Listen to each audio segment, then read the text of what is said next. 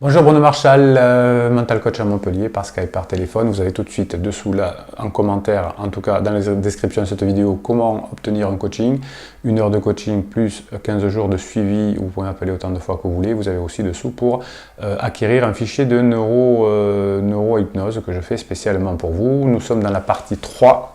La partie 3 de mon retour, de qu'est-ce qui fait qu'un couple marche, hein, c'est juste quelque chose de perso, que j'ai remarqué, que j'ai vu, que j'ai étudié depuis 1999 dans mon métier de coach. Voilà, je vous le livre aujourd'hui, c'est que perso, on a la possibilité de ne pas être d'accord avec moi, et j'adore quand on n'est pas d'accord avec moi. En tout cas, c'est une réflexion. Donc, en gros, dans les 2 premières parties, je vous expliquais que on peut être heureux dans la vie que quand on se décentre de son ego vers la notion de sacrifice, puisque ça correspond à l'ADN. Je vous laisse voir les 2 premières vidéos. Et attention, je vous disais dans la dernière partie de la deuxième vidéo, il ne faut pas que cette notion de sacrifice retourne contre l'ego, c'est-à-dire que je me sacrifie pour qu'on m'aime, donc là ça ne marche pas. On se sacrifie avec un sens de l'honneur. Voilà, en résumé, ce que je disais dans les vidéos précédentes. On va aller un peu plus loin dans cette notion de sacrifice de soi pour bien comprendre comment ça fonctionne.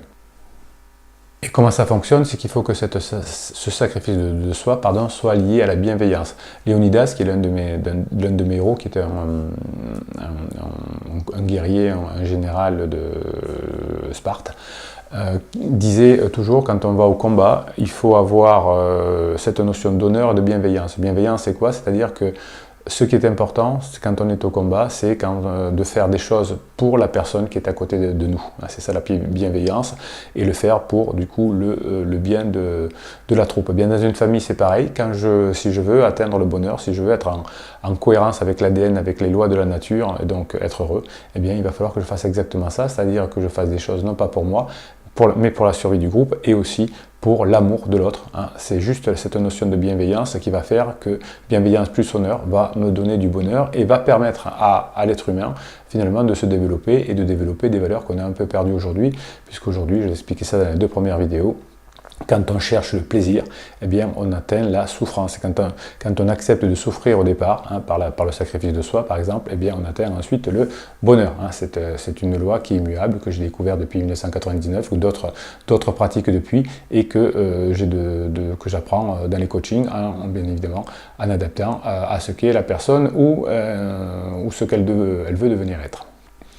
Donc ce qui fait qu'un couple fonctionne et que les êtres humains vont être heureux, ce n'est pas la recherche du luxe, du bien-être, du matériel, de la mise sous abri, etc. C'est des nobles valeurs. Et c'est ces nobles valeurs qui vont faire que dans le couple, on va être heureux. Et que les notions de noblesse de la femme, sacrifice pour élever son enfant, et de monsieur, sacrifice pour protéger la tribu, qui vont faire que cette notion d'honneur et de bienveillance va faire que les individus sont heureux. Quand un couple se sépare aujourd'hui, c'est qu'au moins de 2, voire les 2, et la plupart du temps c'est les 2, ont une aspiration personnelle. Et là, ça ne fonctionne pas, on n'atteint pas le bonheur comme ceci. Donc si je ne me sens pas, si je ne me projette pas, si nanana, eh bien je vais atteindre une souffrance de façon forte. En revanche, si j'ai un sacrifice, si je dis effectivement il faut que je fasse des efforts, même si ça ne me plaît pas pour mes enfants, pour ma tribu, etc., eh bien là je vais avoir cette notion de plaisir qui va arriver vraiment très vite. Sur mon coaching, je cite cette petite anecdote du général Alexandre le Grand. Un de ces guerriers, alors qu'il est dans le désert, arrive avec un casque plein d'eau et lui offre le casque plein d'eau, c'est les équipes manquaient d'eau. Eh bien, il a donné son casque à ses équipes sans en boire lui-même. Et la dernière bouchée que ces équipes lui ont donnée, la dernière, je sais pas comment on dit, la dernière gorgée, il a renversé dans le sable pour dire voilà la notion de sacrifice.